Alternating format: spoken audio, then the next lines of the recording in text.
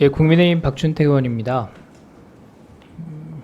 제가 17대 국회에서 보좌관으로 근무하면서 이화영 당시 의원님을 가까이서 제가 볼 수가 있었고, 미래 정치를 지향하는 젊은 의원으로서 의정 활동에 매진하는 어떤 그런 긍정의 모습으로 저는 증인을 기억하고 있습니다. 증인은 저를 모르시겠지만 이렇게 만나게 된 것에 대해서 저는 매우 안타까움을 느끼고, 여러 범죄 혐의에 대해서 본인이 잘못한 만큼만 책임을 지고 이후에 우리 사회를 위해서 기여하는 방식으로 명예 회복하는 날을 만나시길 진심으로 바랍니다. 이화영 증인은 정치권에서는 의리의 남자다 이런 평가를 받는 분입니다. 민주당의 전신인 열린우리당 시절에 이상수 전 의원이 사법 리스크로 출마가 어렵게 되자 그 지역에 대신해서 출마하면서 국회에 입성하신 것으로 기억하고 있습니다. 국회 오셔가지고 핵심 당직도 여러 가지 맡으시고 당에서 정말 유망한 정치인으로 평가받으면서 재선이 확실치된다 이런 얘기를 들었었는데, 이상수 전 의원이 사면 복권되고 정치권으로 복귀할 수 있는 기회가 생기자 본인 지역구를 다시 양보하셨어요. 국회에서 잘 없는 일인데 그런 모습들로 저는 증인을 기억하고 있습니다. 박상현 검사가 이화영 증인을 회유했다고 민주당에서 강한 확신을 가지고 말씀을 하시길래 제가 입장을 바꿔서 민주당 의원의 심정으로 한번 생각을 해봤습니다. 그리고 박상현 검사 입장에서도 한번 생각을 해봤습니다. 이화영 증인 같이 태생부터 민주당에서 오랫동안 일을 하셨고 또 이렇게 당성이 강한 것으로 알려진 분을 상대로 해서 거짓 진술을 강요하거나 회유를 한다. 제 상식으로는 좀 어려운 일 아닌가 이렇게 생각을 했습니다. 뭐 용기가 필요하기도 한데 그렇게까지 증인을 올가매면서 할 거란 생각이 잘 안 들더라고요. 이화영 증인은 어떻게 믿고 거짓 진술을 강요한다는 겁니까? 탄핵 소추안에 보면 박상현 검사가 김성태, 방용철, 또 조재현 변호사 등을 통해서 회유를 했다라고 하는데 그 근거가 같이 여러 번 만날 수 있는, 대면할 수 있는 기회를 줬다는 겁니다. 그런데 그분들이 뭐 검찰 대변인도 아니고 검사처럼 무슨 권한이 있는 것도 아닌데 어떤 회유를 할 수 있느냐는 생각이 듭니다. 총선 직후인 올해 4월 말에 구치소에 면회온 민주당 의원님들께 증인께서 여러분도 누군가 대속을 했기 때문에 그 자리에 있는 것이다. 이재명 대표에게 안부를 전해달라 이렇게 했습니다. 다들 대속의 의미를 아실 텐데 대속은 남의 죄를 대신해서 벌을 받거나 속죄한다는 그런 뜻입니다. 이재명 대표에게 보고했다는 기존 진술을 뒤엎고 내가 대신해서 처벌받겠다는 의미로 해석이 됐었습니다. 증인 한번 들어보십시오. 이재명 대표가 쌍방울 대북 송금 사건을 두고 이화영이 남몰래 독단적으로 대북 사업을 추진한 것이다.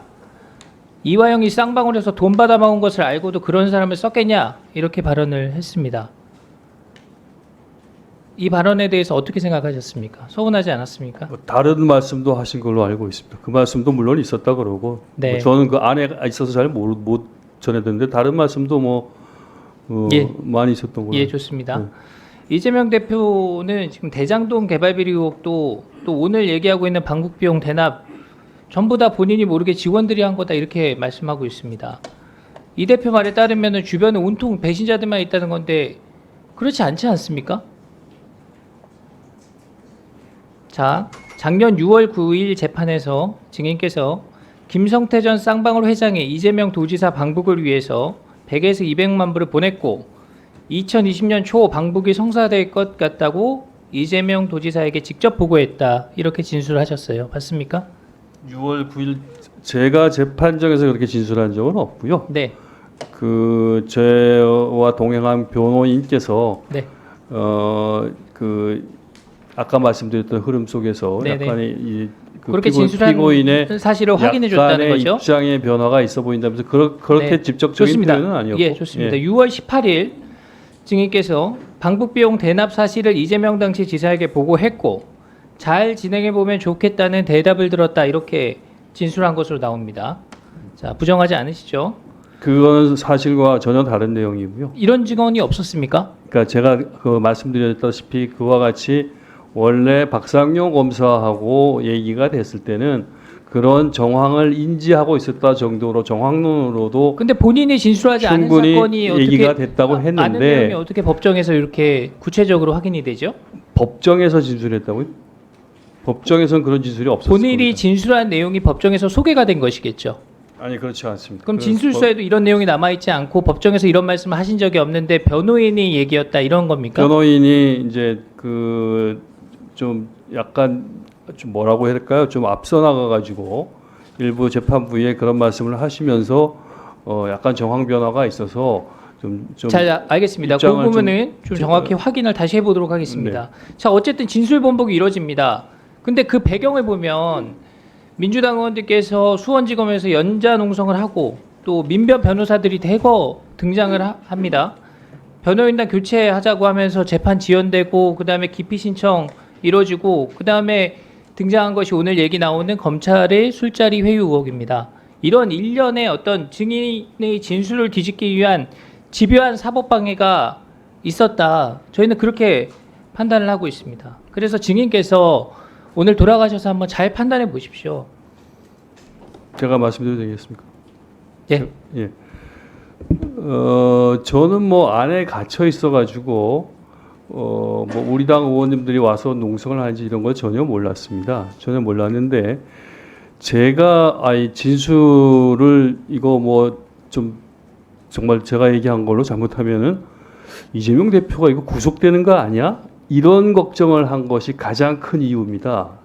그 이전까지 검찰이나 아까 장영태 의원님이 말씀하셨던 변호사님들 같은 경우는 제 진술로 이재명 대표가 구속에 이르지는 않을 것이다. 이재명 대표가 만약에 그런 불행한 일이 발생한다고 하더라도 백현동 사건 같은 걸로 되지 내 진술, 내 정황론적 진술로 그렇게 구속까지는 이르지 않는다. 이렇게 저에게 회의를 했었던 것이고 저도 그렇게 된다면 어떻겠는가 하고 주변하고 상의를 했었고 저의 조언을 했었던 변호인들도 그 정도면 해볼 수 있지 않느냐 이런 얘기가 있었었죠. 그런데 상황이 그렇게 안 돌아갔어요. 상황이 갑자기 수원지검에서 굉장히 서두르면서 저한테 7월 중에 제 진술을 법정에서 증거로서 저더러 인정하라고 압박을 하고 법정에서 제 조서를 증거로 채택할 수 있도록 압박을 하고 그리고 주변 정황을 보니까 그 당시에 이재명 대표에 대한 그 구속영장 청구를